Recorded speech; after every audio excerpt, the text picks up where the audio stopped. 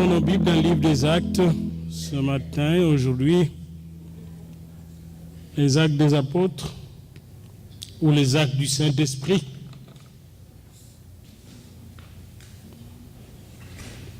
Le premier chapitre du 13e au 14e verset.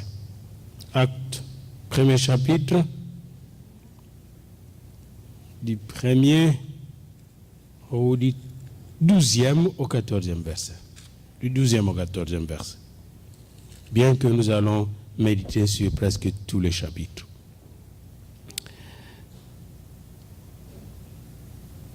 Premier chapitre des Actes des Apôtres, écrit par Saint Luc le médecin, du 12e au 14e verset. Alors, ils retournèrent à Jérusalem, de la montagne appelée des Oliviers, qui est près de Jérusalem, à la distance d'un chemin de sabbat. Quand ils furent arrivés, ils montèrent dans la chambre haute où ils se tenaient d'ordinaire. C'était Pierre, Jean, Jacques, André, Philippe, Thomas, Barthélemy, Matthieu, Jacques, fils d'Alphée, Simon les Zélotes et Jude, fils de Jacques, tous d'un commun accord. Tous d'un commun accord. Persévérer dans la prière avec les femmes et Marie, mère de Jésus, et avec les frères de Jésus. Seigneur, nous te remercions de tout notre cœur pour le moment de louange que nous venons d'avoir, moment d'inspiration, de bénédiction.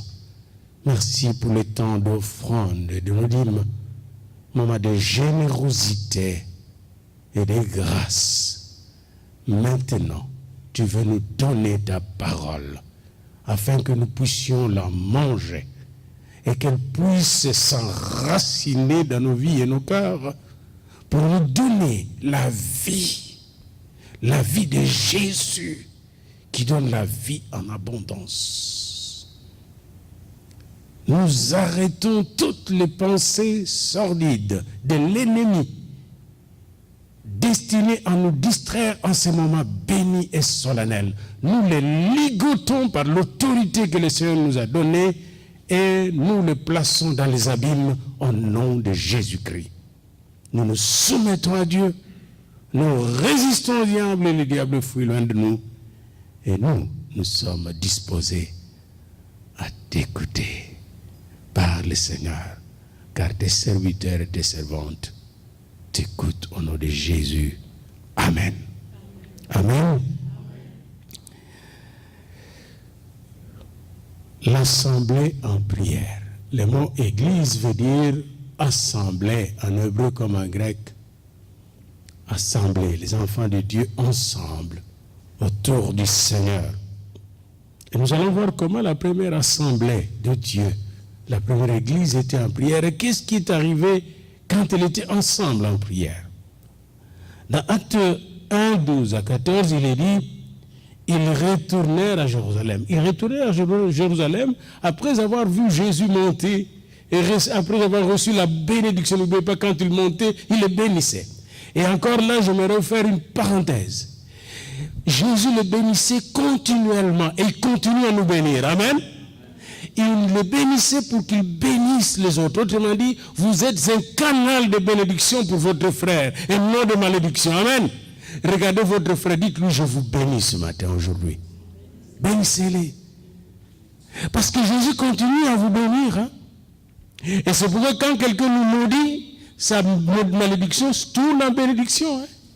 Parce que nous sommes bénis. Hein? Dites à votre ami, nous sommes bénis. Hein? Dites-lui ça. Nous sommes bénis. De toute bénédiction spirituelle, nous on est bénis. Il n'y a pas de malédiction dans nos vies. Parce que celui qui nous a bénis s'appelle bénédiction. Amen. Il n'y a pas de malédiction. Jésus il a tout pris. Il a pris toute la malédiction à la croix. Il a tout dévalisé. Il nous a vidés de toute malédiction. Amen. Pour nous remplir de sa bénédiction. Quand quelqu'un te maudit, dites-lui, tu perds ton temps. Hein? Et fais gaffe parce que ça va se retourner sur toi. Moi, je te bénis déjà, mais le danger, c'est que quand tu bénis que celui qui te maudit, ta bénédiction change en malédiction. C'est ça le danger. Parfois, il ne faut même pas bénir parce que quand tu bénis, la bénédiction change en malédiction. C'est la Bible qui le dit. Si quelqu'un te maudit, toi qui es béni de Dieu, comme si quelqu'un maudissait Israël maintenant même, si vous maudissez Israël, cette malédiction se retourne sur toi. C'est l'un des problèmes que beaucoup de peuples de la terre ont en maudissant juste le petit Israël, la petite nation. Ne maudissez jamais celui qui est béni. Amen. Jamais. Jamais au grand jamais. Amen. Alléluia. C'est pourquoi j'ai même peur quand quelqu'un parle d'un prédicateur qui prêche à la télévision. Hey, celui-là, j'ai dit attention. Pour aller jusqu'à la télévision, là, ça coûte beaucoup d'argent. Hein. Si quelqu'un arrive là, il est béni quand même. Hein. Et s'il est béni, hein, attention de maudire un béni. Hein. Ça, c'est une leçon que je vois là. Il y a d'autres mots qui maudissent des gens morts. Oh, il est déjà mort. Comment tu le maudis encore? C'est lui qui est membre de la présence du Seigneur. Si tu marches bien avec le Seigneur, ou il est dans le séjour de mort, entendant le jugement. Mais toi, tu n'as pas le droit de le maudire. C'est toi qui vas vers la mort. Prépare ta mort pour aller dans l'éternité. Amen. Donc Jésus nous a bénis et il continue à nous bénir. Et nous devons bénir et continuer à bénir. Amen. Bénissez encore votre ami. Dites-lui, je vous bénis parce que je suis béni. Et je suis béni pour bénir. Hein? Ça, c'est le premier message d'aujourd'hui. Je suis béni pour bénir. Amen. Et je t'ai béni parce que je suis béni pour bénir. Jésus m'a béni pour bénir. Amen. Je m'appelle bénédiction. Dites à votre ami, je m'appelle bénédiction. En Jésus-Christ qui nous a donné le nom de bénédiction. Hein? Il y a des gens qui disent parfois, votre nom peut-être, si vous avez donné un nom qui n'est pas bénédictionnel, il y a un certain type qui s'appelle M. Cochon. Il est devenu ministre. Il s'appelle Cochon, il est devenu ministre. Ce n'est pas question de nom. Si Dieu vous bénit, quel que soit votre nom. Jabez était un nom très très dangereux. Mais Jabez a été béni par Dieu parce qu'il a réclamé sa portion. Amen. Ça ne dépend pas de votre nom, ça dépend de Dieu lui-même. Alléluia. C'est pourquoi j'aimerais vous rassurer aujourd'hui que vous êtes à la place de la bénédiction. Par conséquent, vous êtes bénis et vous devez aller bénir les autres. Amen. Alors donc, ils retournèrent de ce lieu de bénédiction à Jérusalem, de la montagne appelée des Oliviers. Et dès qu'ils retournèrent, quand ils furent arrivés à la maison, ils montèrent dans la chambre haute, où ils s'éteignaient d'ordinaire. Depuis plusieurs jours, ils s'éteignaient dans cette chambre. Et on vous donne même la liste de gens. Voyez-vous, quand on tient des listes à l'église, c'est important. On vous donne la liste des gens. On n'a pas donné tout. Ils étaient environ plus de 120. On donne la liste de gens. Exactement comme mon nom se trouve dans le livre de vie. Ces 3 versets que nous venons de lire nous révèlent les secrets d'une assemblée en prière. Ce que nous voulons voir, le secret d'une assemblée qui est en prière. Quand une assemblée prie, cette assemblée dégage une force extraordinaire. Nous voulons voir le secret d'être ensemble en prière. Et je vous encourage cette semaine, surtout que nous cheminons vers le temps de Pentecôte, de se rassembler même dans la maison pour prier ensemble. Vous allez voir pourquoi. Il est dit tous d'un commun accord, persévérer dans la prière. Et il y a une personne qu'on cite là, express. Elle s'appelle Marie. Marie connaissait Jésus avant même sa naissance. Elle avait tout le droit de dire, moi je ne veux pas me retrouver là-bas, moi je suis déjà rempli de Jésus. J'ai déjà trop souffert quand je l'ai vu à la croix. Pourquoi je veux venir à cette réunion de prière? Ça, c'est pour les enfants, c'est pour vous autres, les disciples. Moi, je suis plus que disciple. Et elle était plus que disciple. Mais Marie était là parce qu'elle savait que c'était un rendez-vous avec Dieu. Les frères de Jésus, qui doutaient même de la divinité de Jésus pendant sa vie, étaient là. Ça, c'est très important. Ce que j'essaie de souligner ici. Si Marie était là, qui étaient les autres pour ne pas être là? Je disais donc que ces 3 versets contiennent le secret de la puissance de la prière de l'ecclésia ou d'une assemblée, secret qu'avait découvert la première ecclésia, la première assemblée de Dieu. La première donnée de ce secret est que tous se réunirent dans une même maison. Ils ne se sont pas dispersés. Et les scientifiques sont là, ils peuvent expliquer quand on met des gens ensemble, quand vous rassemblez, même nous, les ordinaires, si vous mettez le bois ensemble, le bois ensemble, et vous allumez le feu, vous allez voir que le feu augmente. Un seul bois ne peut pas avoir le même feu que 10 bois ensemble. Et là, ils étaient tous ensemble dans une même maison à Jérusalem. Et ils attendaient ce que le Père leur avait promis et que Christ leur avait annoncé. Acte 1, 4. Luc 24, 46 à 48. Ils avaient un rendez-vous. Jésus leur avait dit, ne vous éloignez pas de Jérusalem. Restez tous là ensemble. Et je vous enverrai ce que le Père a promis. Le nombre de personnes réunies dans la chambre haute était d'environ 120, nous dit Luc. Mais laissez-moi vous dire que selon 1 Corinthiens 15, 3, 6, Jésus est apparu à 500 personnes à la fois, à qui il avait dit, ne vous les éloignez pas de Jérusalem. 500 personnes à la fois, en Galilée. Mais 380 personnes environ, ont décidé de ne pas être dans la chambre haute. C'est pourquoi il n'y avait qu'environ 120. Ont-ils reçu le baptême de l'Esprit comme les autres? Je ne sais pas. Mais ils étaient absents exactement comme quand Thomas était absent. Dès la chambre haute, il n'a pas vu le Seigneur, il est tombé dans le doute, jusqu'à ce que le Seigneur est revenu pour le récupérer. Il a fait une deuxième session, et là, il a réussi l'examen. Certains ont besoin de deuxième session pour réussir l'examen spirituel. Bien-aimés dans le Seigneur, pourquoi les 380 ne suivirent-ils pas les instructions du Maître? Ça, c'est une question que je me pose et je n'ai pas de réponse à cette question.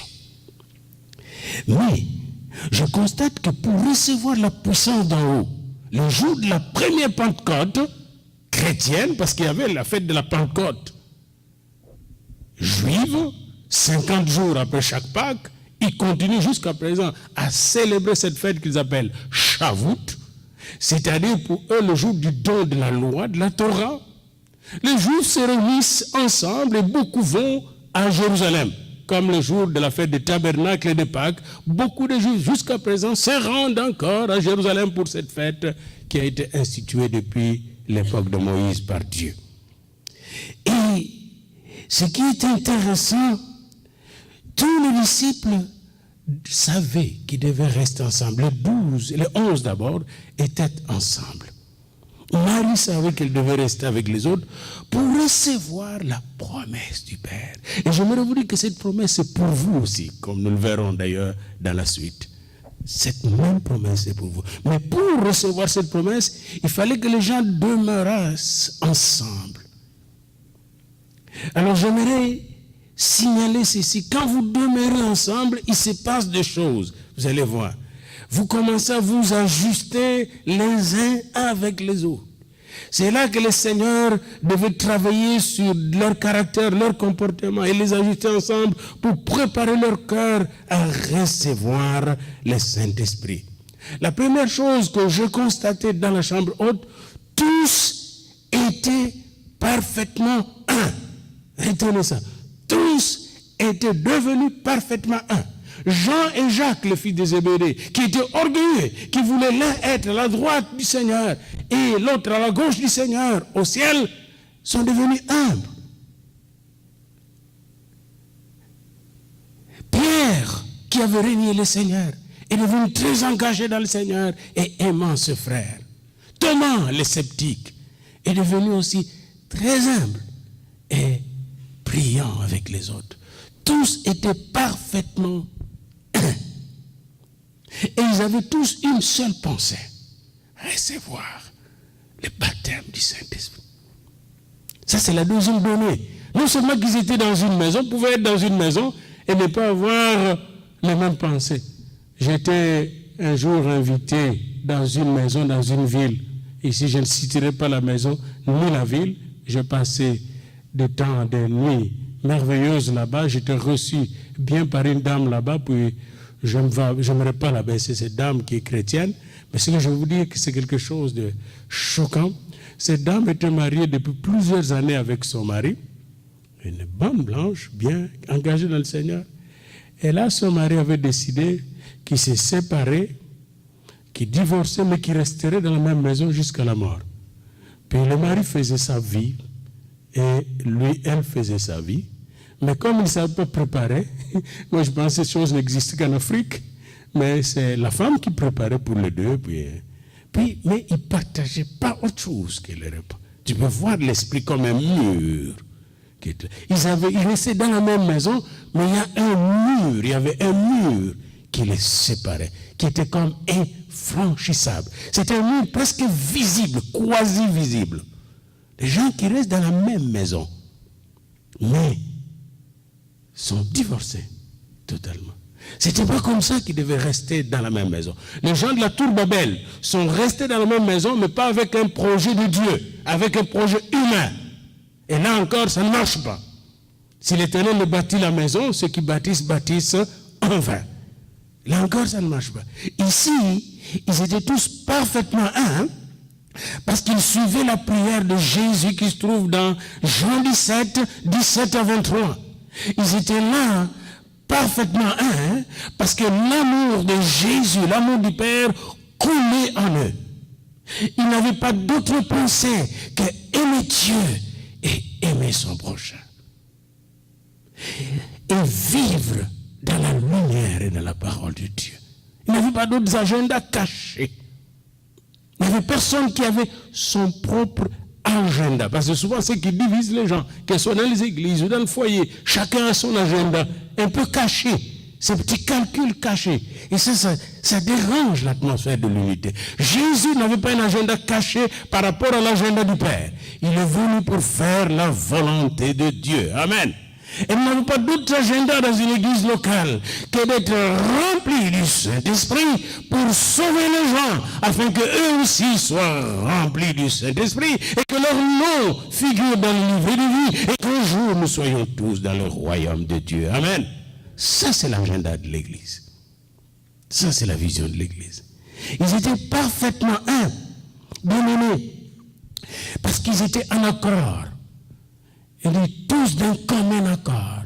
C'est-à-dire, ils se sont assis, ils se sont accordés. Nous allons rester dans cette maison. Vous savez, quand vous restez dans ce temps-là, c'est pas comme ma maison. Nous sommes deux avec maman, mais nous avons 3 toilettes. 4 même. 4 toilettes. Nous sommes juste 2. Donc, si quelqu'un traîne dans une toilette, mais nous, on ne traîne pas souvent. Nous sommes très, très rapides, nous deux. Mais il n'y a pas besoin de chicane pour les toilettes. Mais si vous êtes 20, dans une maison, il n'y a qu'une seule toilette. Mais imaginez-vous, ils étaient plus que 120. Une seule douche. Un seul lieu pour vous allez voir qui vous êtes. Vous allez voir qui vous êtes. Faites un peu un voyage ensemble et allez habiter dans une maison en groupe. Puis il n'y a qu'une seule douche, une seule toilette. Vous allez voir qui vous êtes. Voyez-vous? Mais savez-vous que le Seigneur peut utiliser cette occasion pour que vous puissiez gagner des âmes. Hein? Je ne sais pas si Maman Séraphine se souvient encore de son expérience à New York, comme ça, aux États-Unis, où tu as passé la nuit avec une femme qui n'était pas supposée être avec toi, mais parce que vous avez manqué l'avion, n'est-ce pas? Vous savez ce qui est arrivé. Un jour, il faut qu'elle parle un peu de ces témoignages. Donc, le Seigneur peut vous réduire, vous mettre dans une situation telle que vous devenez un témoin. Alors c'est important de l'apprendre, en apprenant à vivre ensemble. Nous apprenons à témoigner ensemble. Nous apprenons à prier ensemble. Le Seigneur les a sanctifiés. Il a enlevé les pensées des Galiléens. Il a enlevé les pensées des Jérusalémites. Il a enlevé les pensées parce qu'il venait des Zélotes. Simon les Zélotes, lui c'était un révolutionnaire, un homme politique.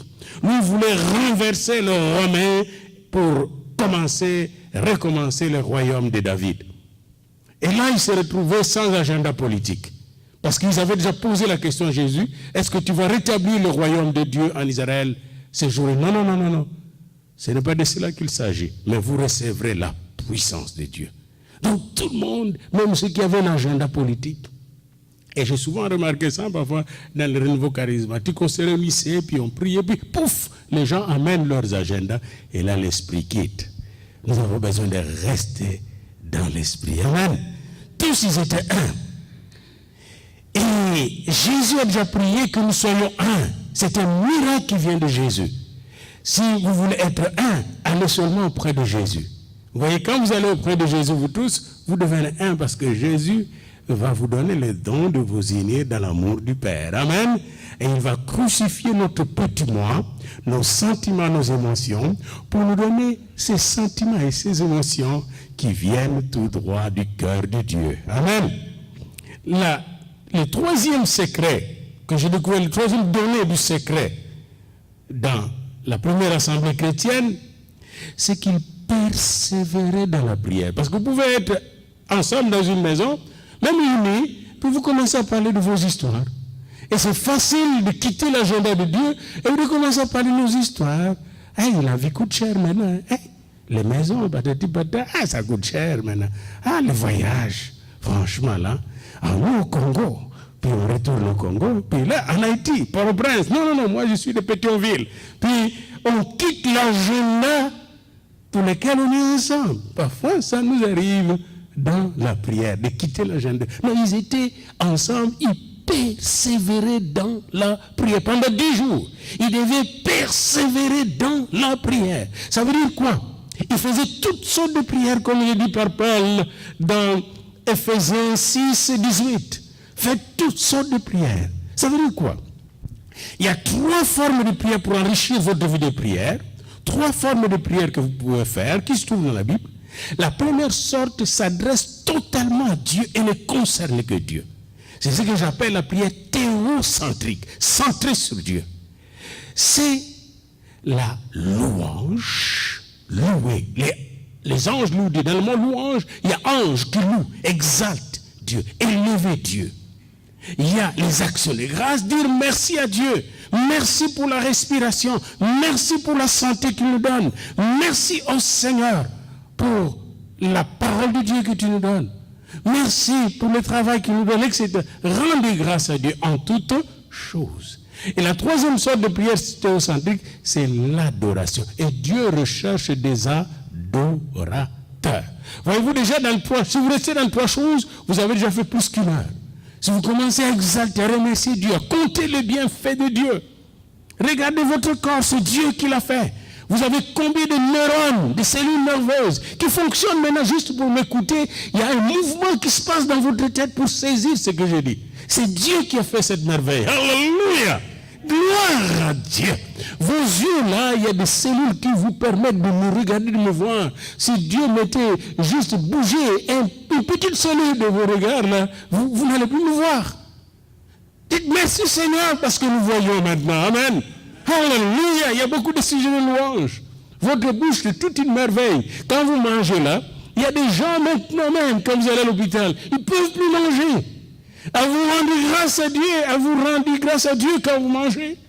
Quand vous avez mangé hier, et aujourd'hui encore le matin, à vous dire merci au Seigneur, juste pour marcher. Alléluia, merci Seigneur. Vous allez voir que la nourriture va devenir beaucoup plus délicieuse encore. Hein? Alléluia, Seigneur, merci. Ah, mon Dieu, mon roi. La louange. La louange, c'est exalter le Seigneur. Tu es grand, tu es merveilleux. Personne n'est comme toi, comme nous l'avons chanté ici. Et l'adoration, c'est vous tombez juste en amour avec lui. Saint, Saint, Saint est l'Éternel, le Dieu des armées. La terre remplie de sa gloire. La deuxième sorte de prière, c'est la prière centrée sur mes besoins. Ce qu'on appelle les demandes. Demandez, vous recevrez. Cherchez, vous trouverez. Frappez, on vous ouvrira. Il n'est pas interdit de demander pour vous-même ou pour votre famille. C'est ce que j'appelle la prière égocentrique, centrée sur nous.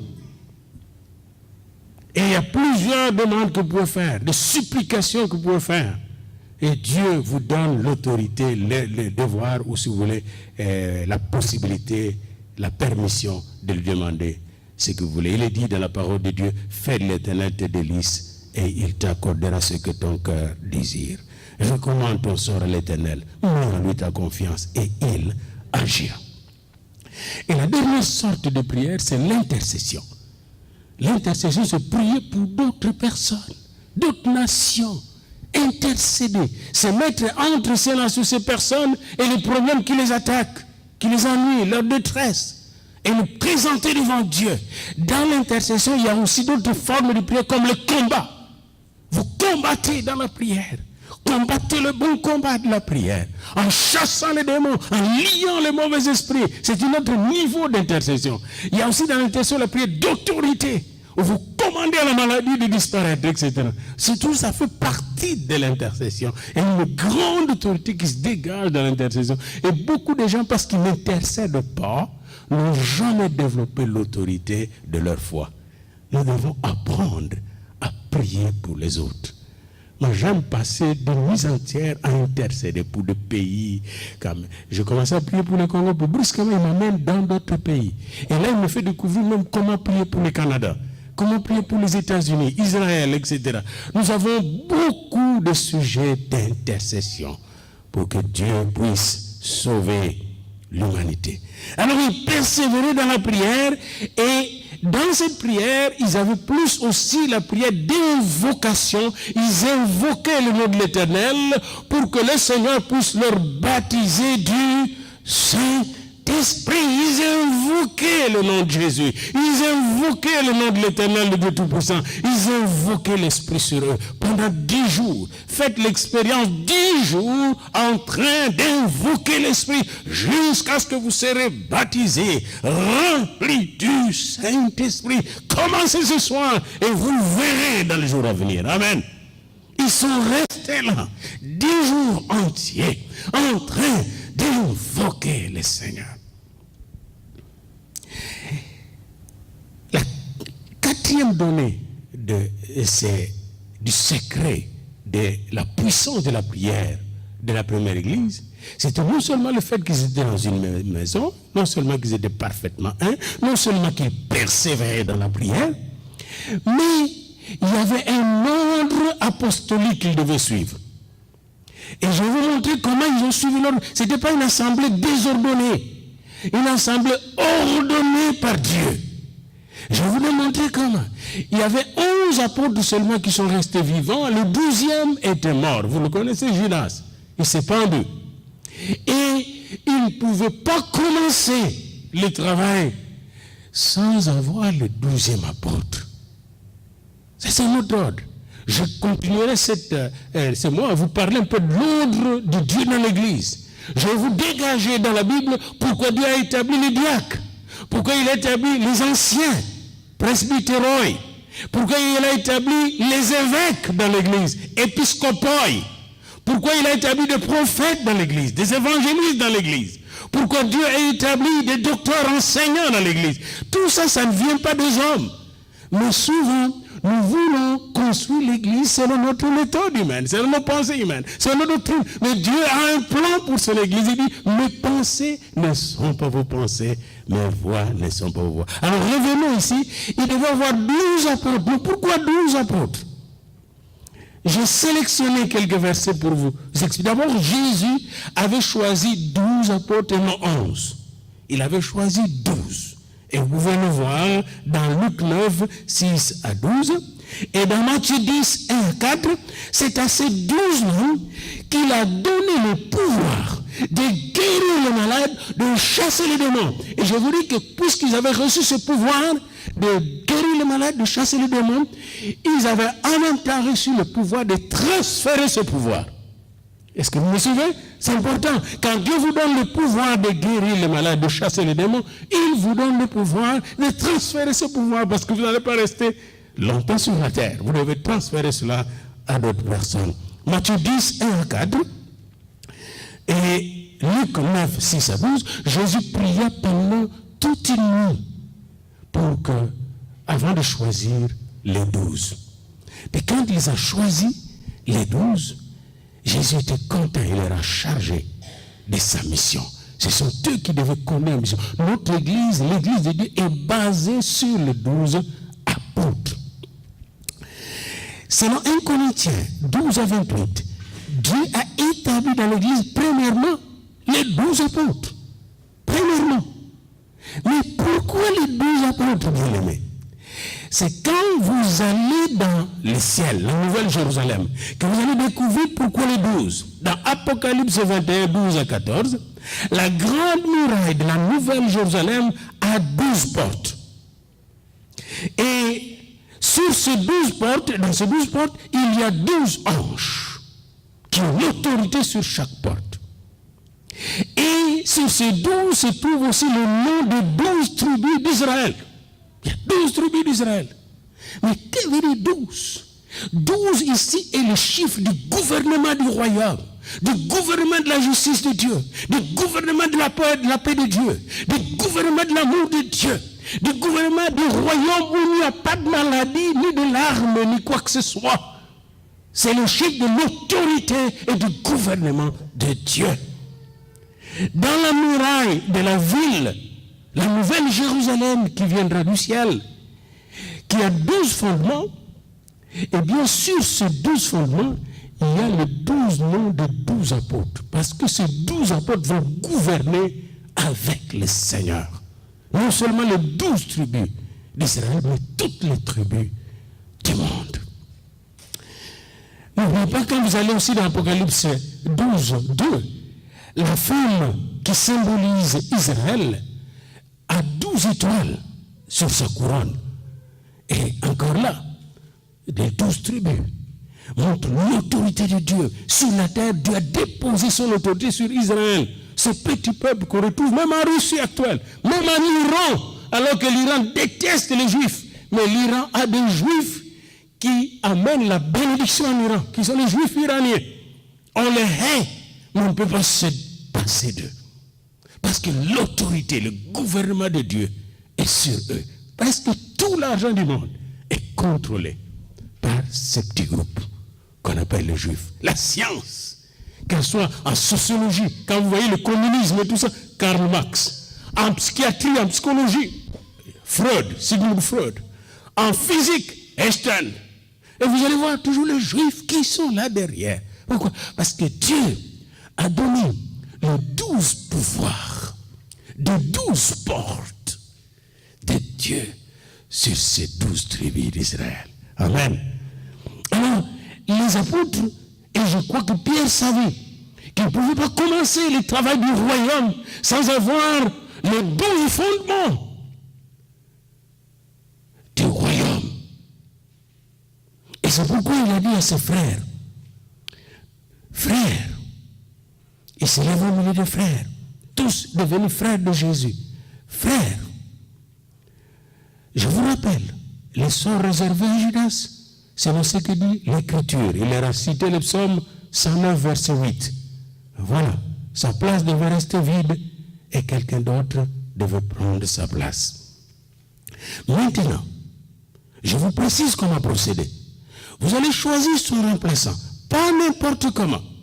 Nous allons choisir son remplaçant parmi les gens qui ont connu Jésus depuis le baptême de Jean-Baptiste jusqu'à son enlèvement. Voyez-vous ici, lors de l'administration, souvent en église de l'administration, quand papa Michel vient nous présenter même les finances dans notre groupe, on est avec maman Monique, on n'est pas très chaud parce que c'est dur les finances, mais non, mais c'est nécessaire, c'est spirituel. Et maman ne va pas regarder nos sentiments.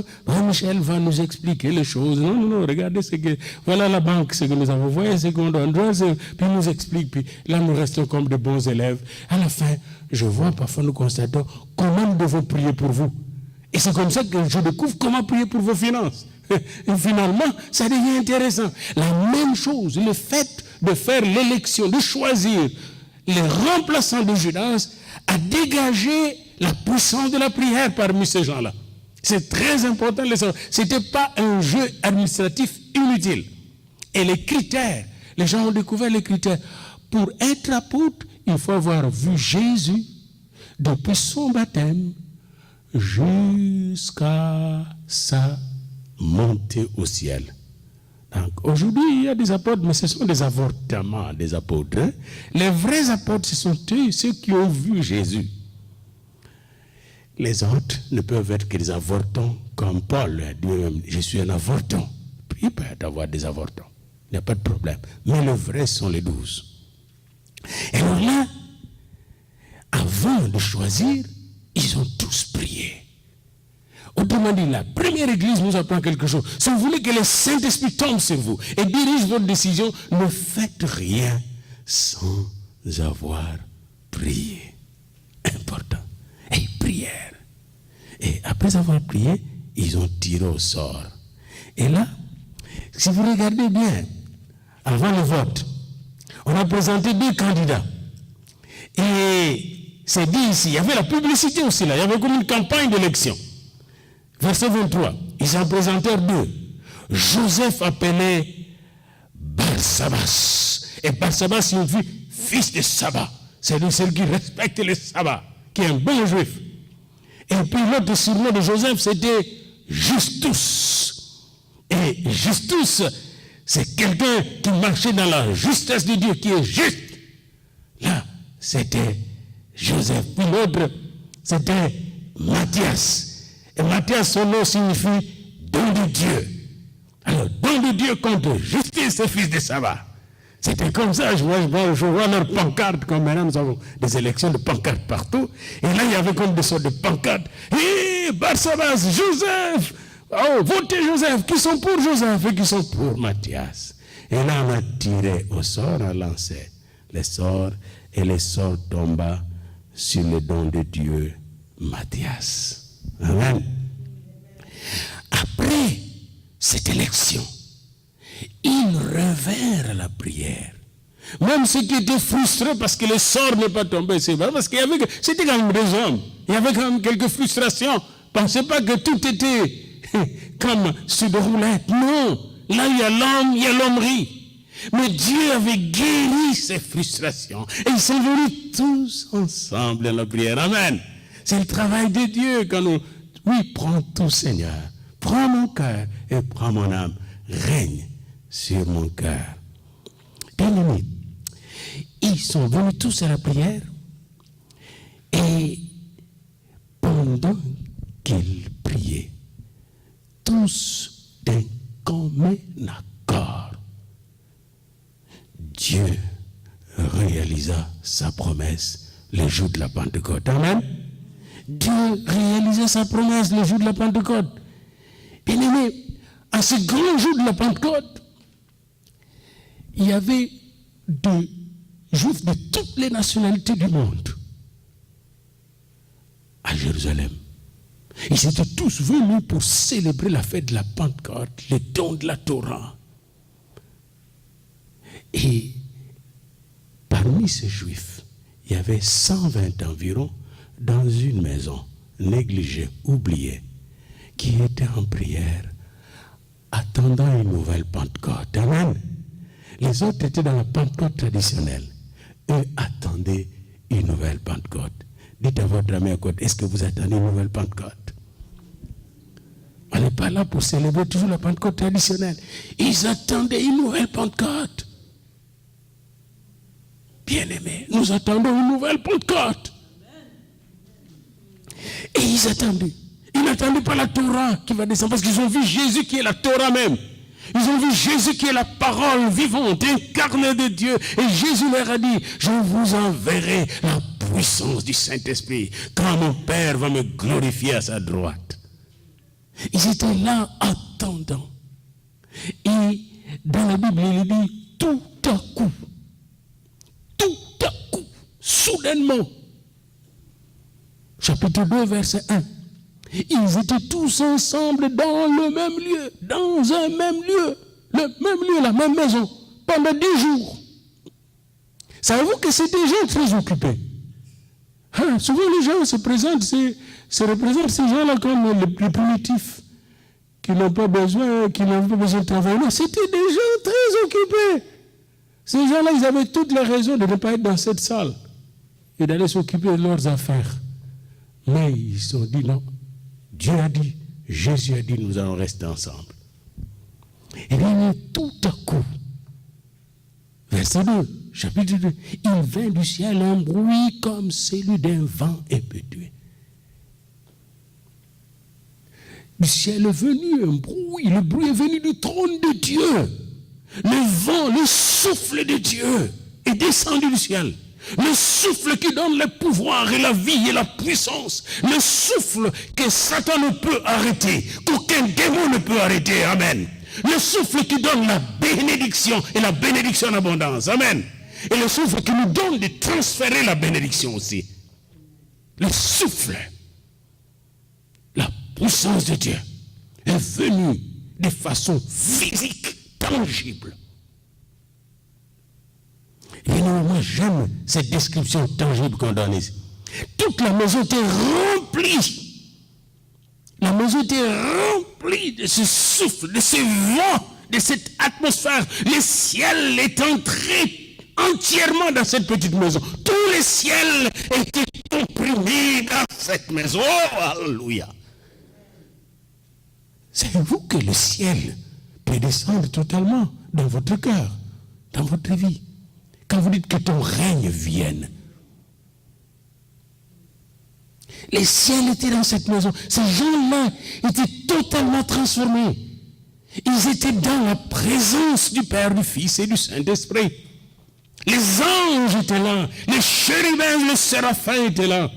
La puissance de l'Esprit remplissait toute la maison. Oh Seigneur, remplis ton église et nos maisons de la puissance du ciel. Bien-aimés, on joue trop à la religion. Dépassons la religion pour aller chercher ce feu du ciel. Ce n'est pas une question de religion ici. C'est une question de communion avec Dieu. Un vent impétueux. Et ce vent remplit toute la maison pour des langues semblables à des langues de feu. N'oubliez pas, Jean-Baptiste dit dans Marc 3, 11, que Jésus baptise du feu et du Saint-Esprit. Des langues de feu. Alléluia. Et ces langues de feu, semblables à des langues de feu, leur apparurent séparées les unes des autres et se posèrent sur chacun d'eux. Dieu n'oublie personne. Sur chacun de 120, les langues se posaient. Autrement dit, il y a une langue de feu pour vous, une langue de feu pour lui, une langue de feu pour lui, une langue de feu pour lui, pour chacun de nous. Les langues de feu sont là. Langue de bénédiction, langue de prophétie, langue qui confond les gens du monde et qui les amène vers lui. C'était les langues authentiques venant du ciel. Amen. Des langues de feu. Et il y a une démonstration dans la suite. Les gens qui étaient là, qui parlaient toutes ces langues, ont entendu les merveilles de Dieu dans leur langue. Donc ce n'était pas des fabrications humaines, mais c'était la révélation même de Dieu. Amen. Les dons de Dieu. Maintenant, bien-aimés dans le Seigneur, j'aimerais vous lancer un défi. Est-ce que vous êtes capable de vous réunir un jour ensemble pendant 10 jours en prière? Est-ce que vous êtes capable de prendre un jour une retraite? J'aimerais vous dire ceci. Il y avait une université qu'on appelle Asbury University.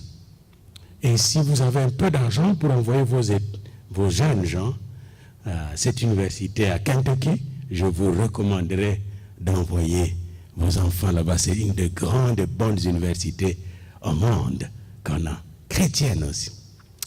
Dans cette université, il y avait beaucoup de chrétiens qui arrivaient, méthodistes, baptistes, pentecôtistes, pour étudier dans cette université.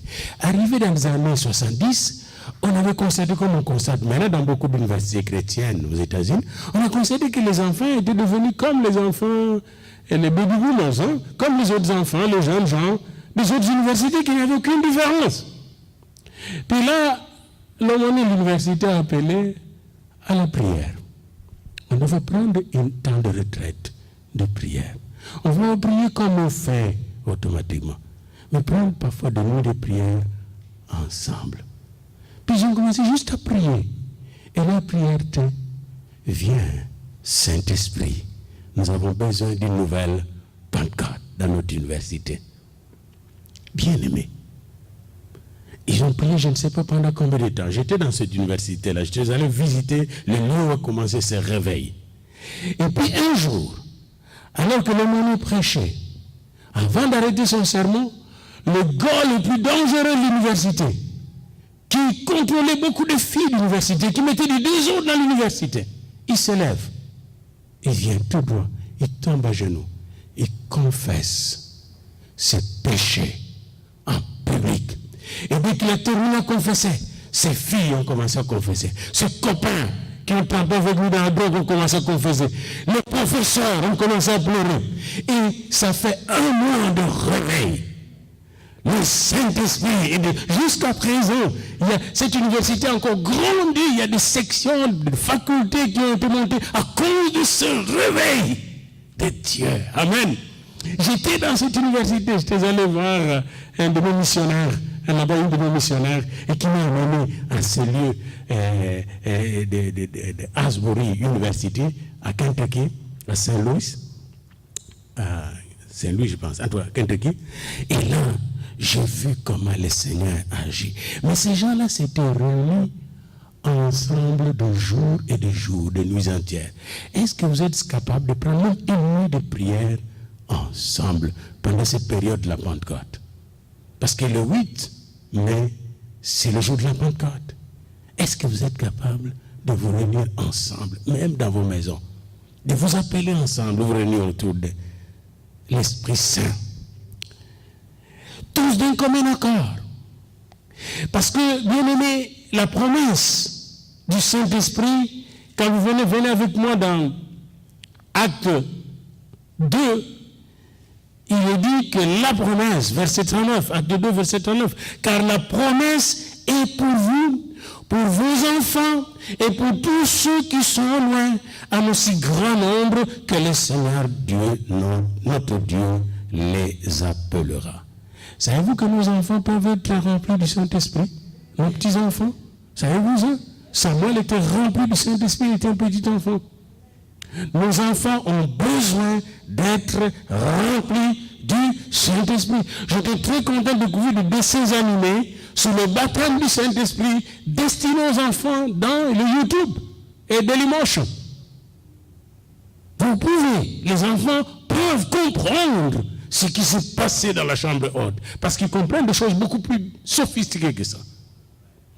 Ne considérons pas, ne minimisons pas l'intelligence des enfants.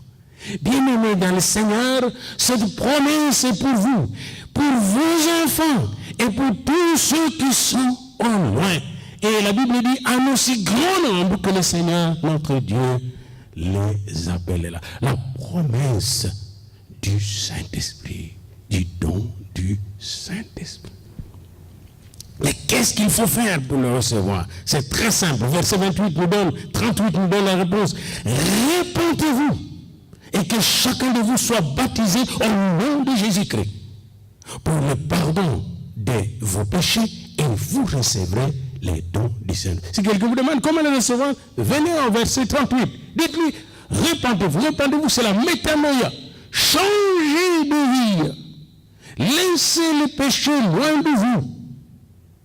Éloignez-vous du mal, laissez-vous laver par le sang de l'agneau et faites-vous baptiser au nom de Jésus par immersion. Mourez avec Jésus et ressusciter avec lui.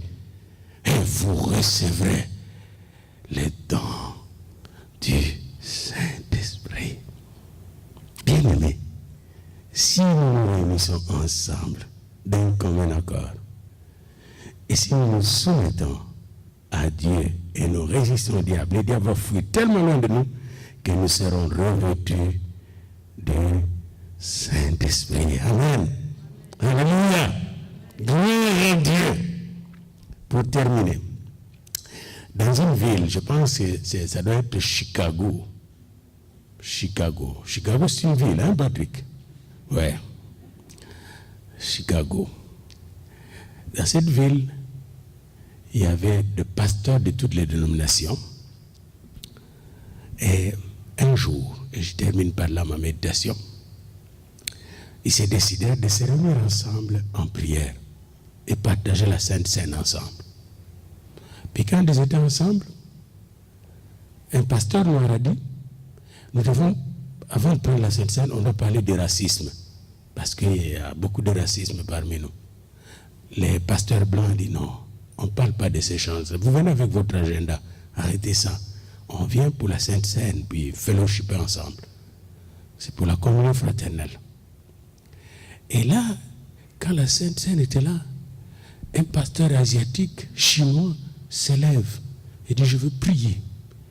Puis, quand il a commencé à prier, il dit, Seigneur, pardonne-moi de la haine que j'ai contre le pasteur noir. Puis là, il tombe à pleurer. Puis là, un pasteur noir se lève. Seigneur, pardonne-moi de la haine que j'ai contre les pasteurs chinois qui sont venus prendre nos places ici aux États-Unis. Et la langue s'est tombée. Puis là, le pasteur blanc se lève. Pardonne-moi, parce que je trouve penser que c'est les Irlandais, les Écossais qui doivent être des pasteurs dans cette ville, et pas les Noirs et les Chinois. Puis là, l'autre se lève. Moi, je pense toujours que c'était les Baptistes. Oh, Seigneur, pardonne-moi. Puis l'autre s'est levé. Moi, je pense que c'est les Pentecôtistes. Et j'étais orgueilleux parce que je suis pentecôtiste. Seigneur, pardonne-moi. J'ai regardé les baptistes comme des gens de seconde classe. Puis tout le monde était en pleurs dans la salle. Et là, l'Esprit de Dieu descendu sur chacun d'eux, bien-aimés. Ils ont commencé à gagner les âmes dans leur ville. Les églises étaient pleines de pécheurs et qui venaient à la repentance parce que le pasteur s'était ouvert au vent de l'Esprit. Mais n'oubliez pas, ils étaient tous dans une même maison ensemble autour de la table du Seigneur de la prière. Pouvons-nous être ensemble dans une maison en prière? Lèvons-nous ensemble pour prier le Seigneur. Le Saint-Esprit est là, le Saint-Esprit est là, l'amour a disparu, Dieu donne son salut, et sur le monde entier,